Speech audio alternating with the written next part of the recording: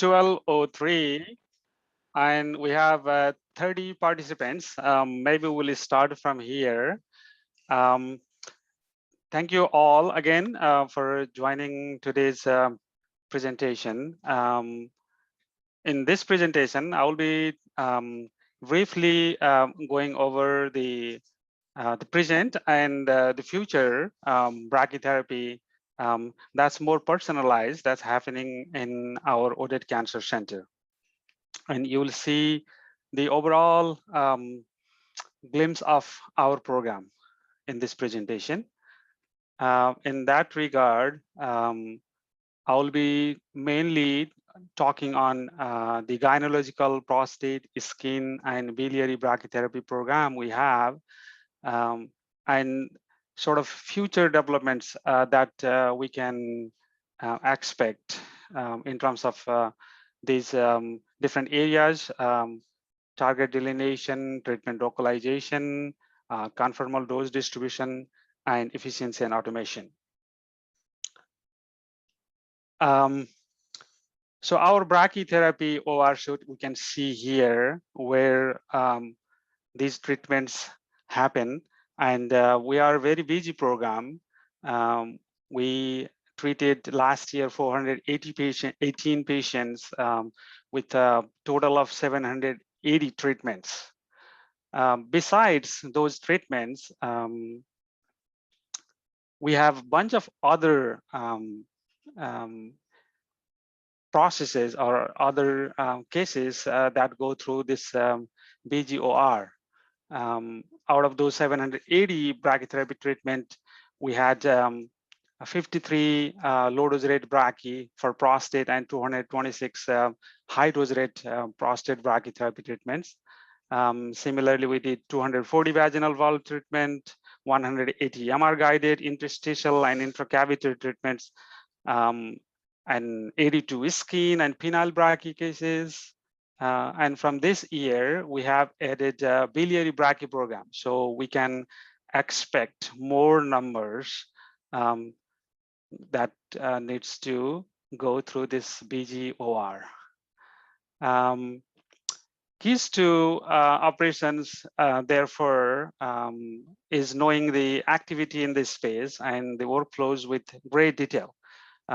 This way, the OR can be optimized and workflows created that are very patient-centric.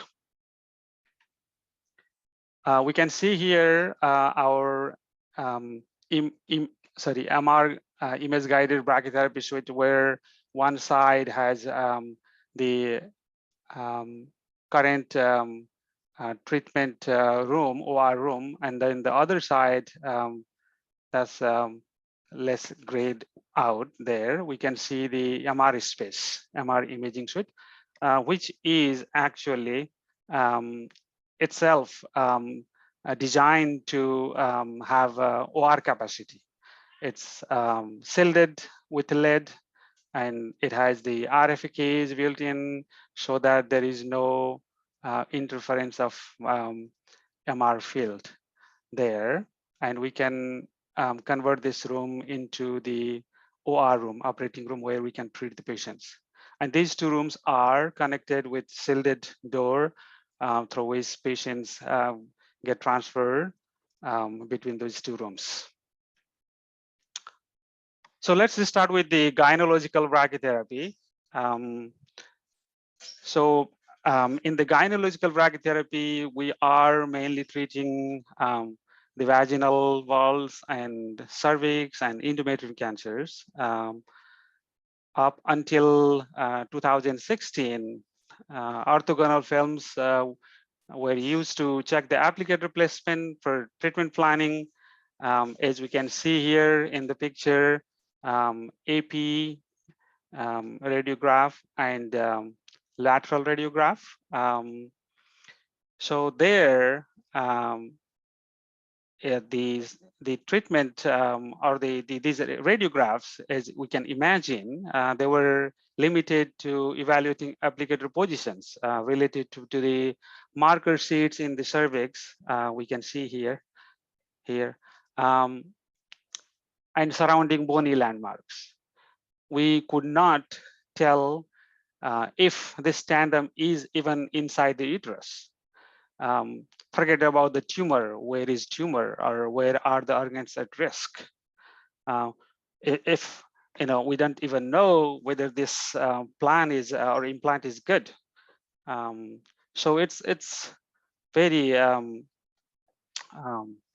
blind in one sense. However, as we can see from these graphs here, if we include the brachytherapy, even 2D brachytherapy works. We see 20% improvement in progression-free survival at 5 years. And especially in the regions where cervical brachytherapy is a much bigger problem, this is significant improvement. As evidence from our own experience of a retrospective chart review, we can see that improvement as well. We had reasonable local control and toxicity rates, and it highlights that the brachytherapy is effective modality, and that should be included in the treatment pathway for cervix cancer. However, there is definitely room for improvement. We can see here for small tumors with 2D, we still have a high recurrence rate, which modern imaging may have been able to boost the dose. There is one large caveat in that the adoption of any new technology must not sacrifice the gain of the current treatments. When we think about the image-guided brachytherapy, we obviously will start with the CT-based planning, or CT in our mind. CT accurately helps to visualize the organs at risk, but tumor cannot be seen reliably. So if we cannot see tumors, we cannot de-escalate the dose to spare the OARs, which is not recommended. So the MRI will help in this regard. As we can see in the image here, in the CT image, we cannot see tumor. On the MRI image, however, we can see OARs, we can see the target, we can see the gray zone here where the target can be seen, and safe dose escalation can be achieved, and dose to OARs can be avoided. And the tumor size and the organs at risk locations being very patient specific. Looking at the images, we can tailor the treatments that is patient specific, not the applicator specific that we would see in those 2D based planning as well. We can see here in the locally advanced gynecological cancers, MRI helps us to truly visualize the tumors, and beyond the conventional ring and tandem, which are now not sufficient. If we imagine a tandem being here, and then the location of tandem center is here, we'll have ring around, the tumor is sitting here. So to treat that region, this dose distribution will not be sufficient. So what we can do is we can insert needles around here, interstitial needles, and make dose distribution covering that lateral pelvic side wall involvement. In fact, the CCO PEBC guideline recommends using image-guided cervical cancer treatments as opposed to 2D based treatment, and if possible, it recommends to use interstitial needles where the targets are asymmetrical or large residual tumors are there to lower the toxicity and control the tumors. So After the 2D, when we moved to the image-guided brachytherapy, we started with a hybrid workflow where we had the CT, we had pre-brachy MRI. Patient will be inpatient. So inpatient from the day before the treatment, and there will be 4 fractions with 2 insertions. First insertion will have 2 fractions. Patient will be treated today, but after the insertion, patient would wake up, and then imaging happens, planning happens, treatment is done, and next day we would treat the second fraction. So as we can see, this process being very painful and lengthy. Actually, here is a quote from one of the patients who said, "I could not stand the helplessness during brachytherapy. I wanted to pull out the applicator and run away to stop the pain and to be myself again." So when these type of applicators, either the interstitial needles alone or when it's the applicator with the needles inside, this standard interstitial gynae brachytherapy at that time, we can imagine, was lengthy and stressful for the patient. However, we evolved from that CT-based planning or hybrid CT-MR-based planning. And then, we are also moving forward in the direction where things can be made faster, efficiency can be increased, and obviously the patient experience will be better. So 3 areas, target delineation, real-time image guidance, and planning efficiency will be there in the MR-guided brachytherapy. And with the multiparametric imaging and functional imaging incorporated there, and possibly automated contouring, we can make treatments better or efficiency increased. In terms of real-time image guidance, right now we are using mostly the ultrasound and in some cases EM tracking, but perhaps inclusion of MR could be done when we plan and treat inside that MR room. In terms of planning efficiency, we could possibly incorporate deformable registration and make whole planning process automated. For the prostate brachytherapy, again, the GUASCO guideline recommends the use of brachytherapy for prostate, and one can expect the numbers of prostate patients will increase in the future, and it's believed to be doubling by 2030. If we look at the progression here, the number of patients, prostate brachytherapy patients, are increasing in whole Ontario, and we are one of those centers who has the large burden of those patients. Just a second.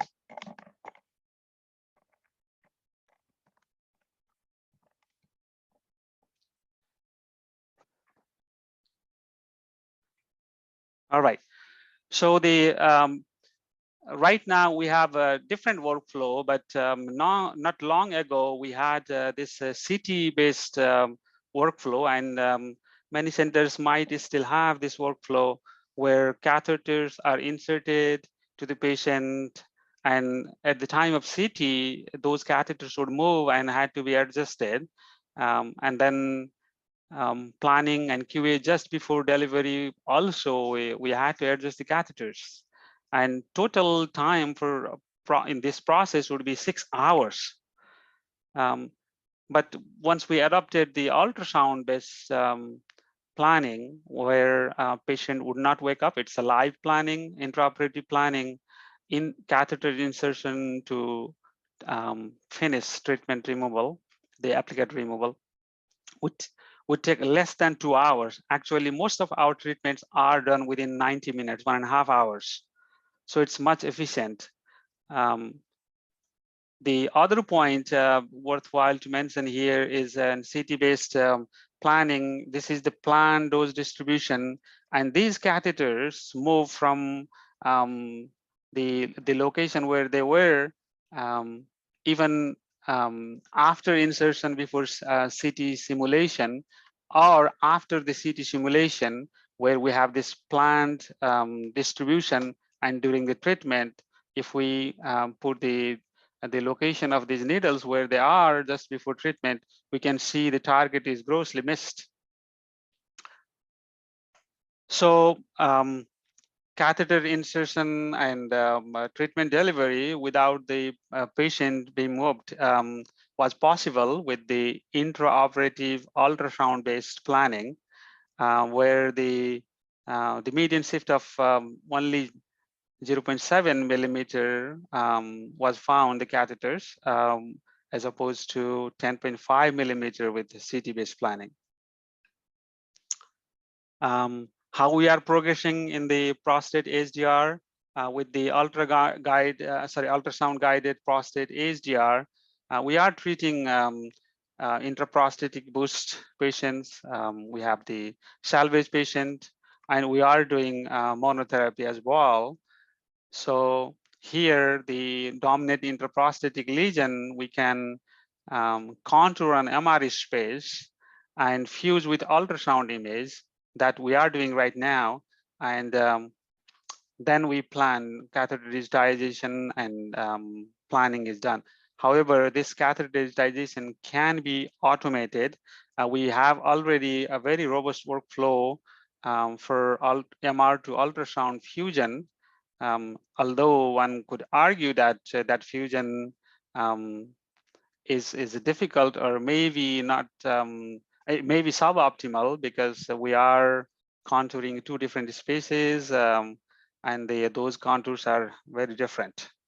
But there is room for automation here with catheter digitization and automatic. If you look at the future of brachy, we can see mainly 4 areas where we can move forward. The first piece is accurate target delineation. Obviously, brachy is called the double trouble because of the sharp dose fall off, and the applicator being inside the tumor or close to the tumor. If we miss the target, then the dose distribution will miss the the target. So accurate target delineation is very important. The second piece is accurate treatment localization. So we need to be able to put the applicators into the intended area accurately and treat before their removal. The third piece, is to get very conformal dose distributions. That's where the brachy is well known for. But again, the applicator replacement dictates large part of it. And finally, the efficiency and automation can be incorporated to make overall efficiency increased. So for the accurate target delineation, what are we doing and where are we heading? As we can see here in both these images, this is for the cervix case, and this is for prostate. There is a gray zone here where the target is. We can see within the gray zone, there is intermediate signal here in T2 weighted images. And that's where the target is located. However, there are challenges in delineating these structures here, these regions here, because of the edema and fibrosis. So it's sometimes challenging to even see those targets in MR images. In fact, this technique being new here in the community, there was one study done with 12 anterior radiation oncologists contouring on MR images, and there was a wide variation found in contouring planning. As a community, we are still learning this together. So we need to think more about these challenges moving forward. So perhaps we can use multi-parametric images and incorporate other imaging sequences like diffusion weighted imaging and others to make the improvements in the target delineation. And the other piece that we need to consider to reduce the variability is making the automated contouring that will make agreements between the various oncologists. The other piece we need to consider, though, is when we make the automation, we need to also think about the efficiency so that the treatment process, the workflow will not be longer. We have incorporated MR into the truss-based prostate brachytherapy, and it's been there for a while now. Very recently, we have used MIM software that's there. We use for contouring the targets for our gynecological brachytherapy. We contour the dominant intraprostatic lesion in MR and the ultrasound images that are acquired live in the intraoperative process, intraoperative treatment, are fused with the contour-based fusion in MIM, and DIL contour is transferred, and with some margins around the transfer contours, we treat. This process is very fast, actually. It's within a minute, we can finish the transfer of contour. So for the salvage targets, it's very useful. We have treated many patients using the workflow. Earlier, we had different software to do it. As I mentioned, recently we have the MIM-based workflow. But perhaps we need to, what we can do is see the efficacy, whether the transfer is accurate by doing using the multiparametric MR images before and after the treatment, and comparing that with the histological findings. Also, we can extract the radiomex feature before and after the treatment in the tumor region and with the control group, and find the features that predict the tumor and the treatment response.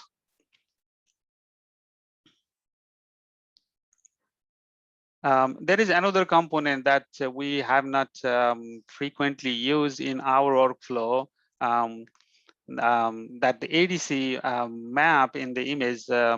We mostly use the T2 weighted images for target contouring, but perhaps including ADC may make the contouring more accurate or more reliable. But we had done a study with few patients and few radiation oncologists contouring the targets using the addition of ADC, and we found modest improvements. Perhaps that's because it's a relatively new sequence introduced in the workflow. The second piece is accurate treatment localization. And as we can see here, the ultrasound image of a prostate patient, the needles here, these bright lines, sometimes pose challenge finding the tip. Although we have measures in place, and we also check live where the needle location is and digitize the catheters, but it still takes a longer time because of that, 10 to 15 minutes. So there is a room for target automated target contouring and improving the workflow in the reconstruction of these catheter positions. For the gynecology brachytherapy using interstitial needles, these needles deflect, and we saw in one study that they significantly deviate compared to the ideal straight needles, and they might miss the target grossly, as you can see here, or they will be bunched together, and the optimal treatment planning or dose distribution sometimes becomes challenging. To overcome this challenge, we perhaps need some real-time image guidance beyond the current ultrasound-based guidance. And in that regard, we have this EM tracking system that we have used in some patients that are in trial. This is a promising technology. The vendor is also building, vendor Electa. But here in our trial patients, we can see how it works. So we have this image from fraction 1 MRI images, and there is the location of the cylinder inside the patient, and there is a needle location. We can see here in yellow color, we can see live once we register the image with the cylinder, the needles going inside the patient. So this way we can adjust the needles to make the needles parallel to each other and make better needle distribution. The other point we can see here is making sure these needles don't puncture the OARs like bladder or rectum. And this EM tracking system might help in that regard as well. There were challenges, and when this system was built, and there were significant distorting element in the actual OR space, and it was calibrated to offset those distortions. And we have used in some patients, 7 patients we have already treated. We are targeting 10 patients in our first study. And it shows some hope. Here we can see the standard workflow versus the EM tracking navigation. We are doing in these 2 patients better in terms of deviation of needles from the ideal location. The third piece is the conformal dose distributions, and that's where we have done so much in terms of treating different sites. So one area where we have done the conformal dose distribution and use of recent technology is in the penile cancer surface brachytherapy, where there is the option to, or there is a possibility to spare organs as risk, as opposed to the surgical removal of the organ or interstitial brachytherapy.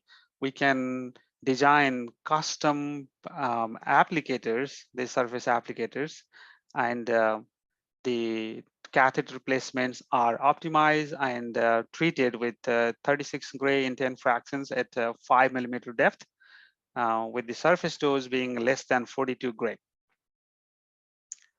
These treatments are well tolerated immediately and no late grade 2+ toxicities. With median follow-up of 3 years, we have 2 local failures only.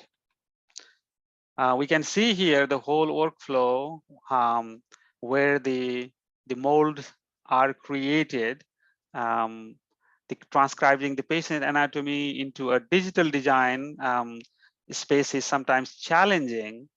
We are fortunate though to benefit from an expert anaplastologist who is able to create a nice mold for us, and machine shop led by Harry Easton is great help with these applicators, including this one. This mold is then laser scanned after, and catheter paths are designed to ideal dose coverage of the target. And lastly, they are 3D printed to convert the virtual model into physical applicator, as we can see here.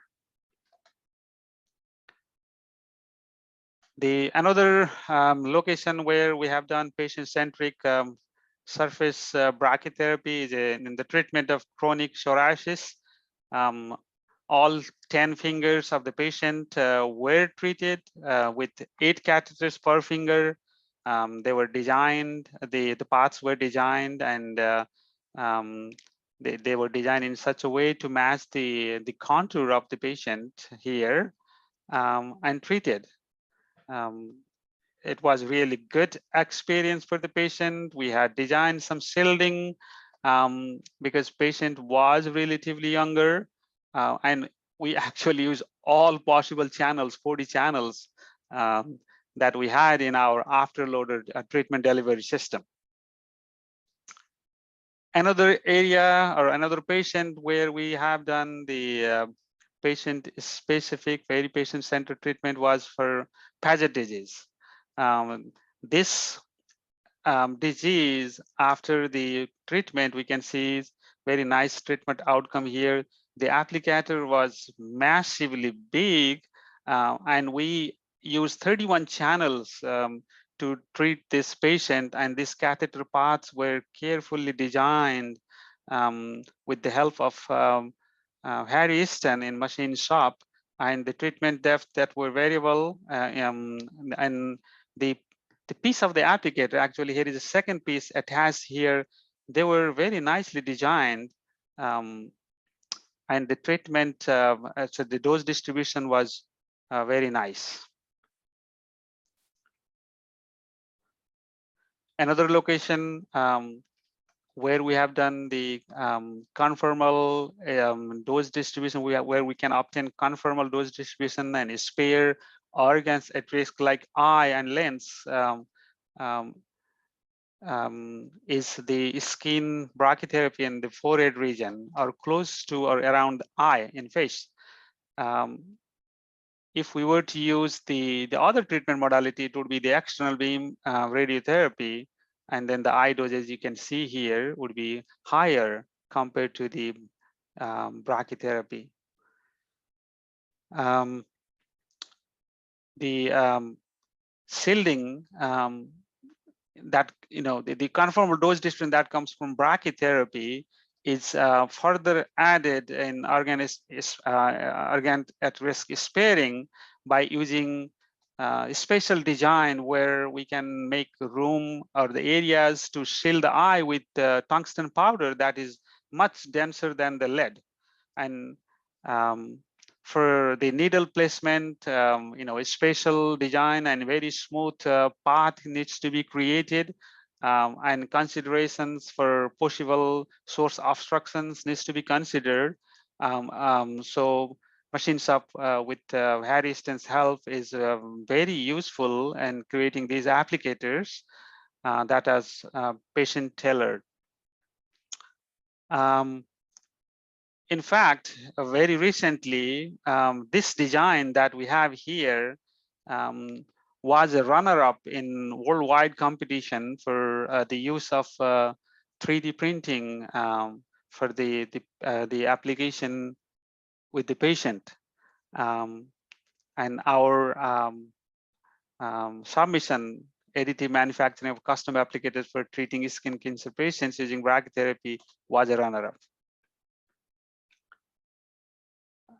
Another location where these customized applicators can be made is in the difficult patient anatomy in the endometrial cancer. The customized applicators are created, designed and created using 3D printing. And we can see the dose distribution here where the target is at 5mm depth, but the shape of the target is different than our conventional the cylinder or multi-channel cylinders. And much conformal dose distribution specific to patient anatomy can be created.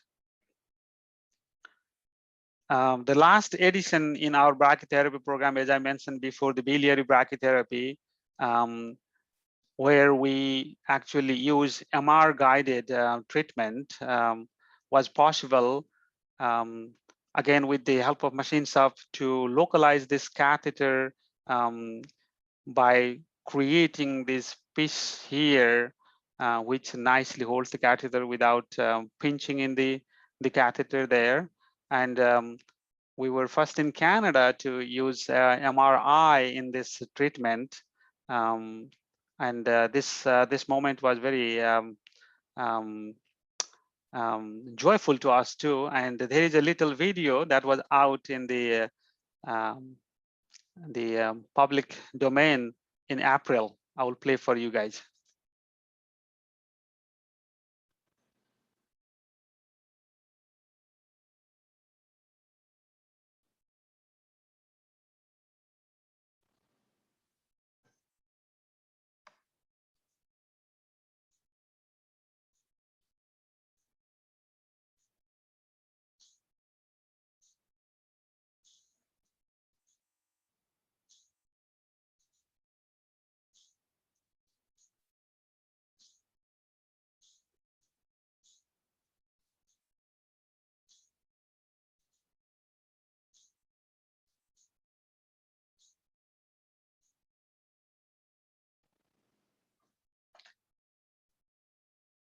All right. The last piece is efficiency and automation that we can include to make the processes faster.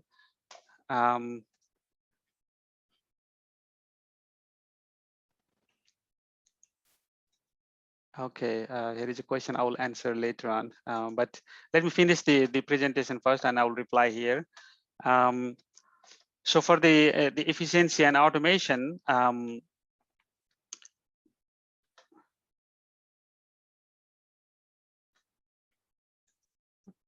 here. Okay. Let's look back. Our 2D planning, 2D based planning that we had just before incorporating 3D image guided brachytherapy for gynecological cancer treatment for the cervix. As we can see here, 20 patients, consecutive patients, the variation of treatment time is it's much less. So it's a very consistent, predictable treatment time we could imagine, and there were about an hour in the 2D brachytherapy.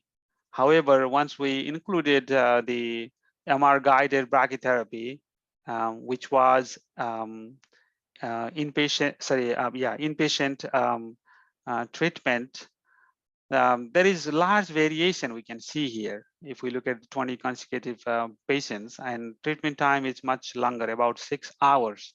And these are the major steps we can see in the treatment from applicator insertion to applicator removal. This area in the red zone here, that's where the bulk of time is invested. So we looked at this each pieces here and looked at how we can make the treatment shorter and how we can make the variation lesser. And at that time, when we reviewed a number of processes, we found that can help this. First of all, we decided we need to get rid of the recovery of patient and do the intraoperative planning. improve the efficiency of imaging, and parallelize the contouring with the applicator reconstruction. And even within the contouring, since we have MIM software that can be used to parallelize the contouring of organ at risk and target, we could use that as well. So we looked at and we applied a bunch of um, changes. One piece in that MR only planning that would make the intraoperative planning successful or possible was the design of this MR visible template that is attached to the interstitial template that is attached with the patient. And these spaghetti color markers, actually we used to say, the therapist used to say the spaghetti applicator, these markers go inside these little dots here where the catheters will go and make the catheters visible in MRI. And invention of these two pieces together with, again, Harry's machine shop made this MR only planning possible. We also use the patient chart tracking using OR patient tracking system, and that also helped boost the efficiency and make processes faster. And the last piece we used was that we still use is a hover patient transfer system to transfer patients from MRI room to like patient OR bed to MR and back. So this helped, and we looked at, again, 20 consecutive intraoperative cases, and we found the treatment duration is much shorter, 2.5 hours, and they are much predictable. The variation is small. Although this time, 2.5 hours, will be higher if we have more needles there, and that needs to be inserted in the patient. In terms of patient's experience, when we went to intraoperative workflow, where patient would not know when the applicator was inserted, patient will not be awake when the applicator is still there, and until the applicator is taken away. This is the statement that we got from a patient, our first patient, who went through both intraoperative and the inpatient workflow. It was literally night and day, she said. I woke up and that was it. So we can imagine what the patient's perspective was using this intraoperative workflow. We can still do better and increasing the efficiency for the catheter reconstruction. We can use the machine learning algorithm, and using the T1 weighted and T2 weighted images that we acquire as an input, we can do reconstruction of these catheters that are needed for treatment planning in much faster time, actually compared to human reconstructing these needles. On average, we had few years back 50 minutes per patient on average to 10 minutes per patient using this workflow. Although we have not incorporated this into our clinical workflow yet, but there is potential of including this automation in our workflow. We have also invented similar machine learning algorithm for the prostate LDR seed-based planning. Although we have not used it beyond the trial this year, the COVID and all those things, made the LDR patient number lower. But we can imagine in the future we can use this workflow. So here, basically, it's showing that the treatment planning for the seed is basically expert driven. So if you have a novice planner, you will have much variation. You can see with the experts plan, more structured, symmetric distribution of needles. We can have the inverse planning used in the workflow and make the intraoperative planning for seed cases a reality, but there are some caveats into it. Is the inverse planning softwares, they look at the dosimetry, but not necessarily the experts human vision, where the needle distribution is considered, and the distribution of hotspot is also considered. So with the machine learning workflow, with the training database, that where the experts have contour and plan the seed distribution, we can utilize that. And in the current contours, we can, the algorithm can extract the anatomical feature compared to the training database, and then plan and use the rules that the experts use while making these plans, and make it very similar plan compared to the experts. If we were to use inverse optimization algorithms, one shown here from the variant system, we can see the dosimetry may be comparable, but the dose distribution or the distribution of needles are very different. And this kind of distribution perhaps is not desirable compared to these distributions experts want. And the machine learning algorithm that we have developed gives similar dose distribution to experts. In terms of planning time, it's much faster, as we can see here, the comparison with the human planning. For the future of this prostate treatment, there are developments happening in the line of robotic brachytherapy. I don't want to go too much into detail in this, but we might see down the road, 5-10 years, these systems used in our OR space. So in conclusion, there is a lot of work is still yet to be done.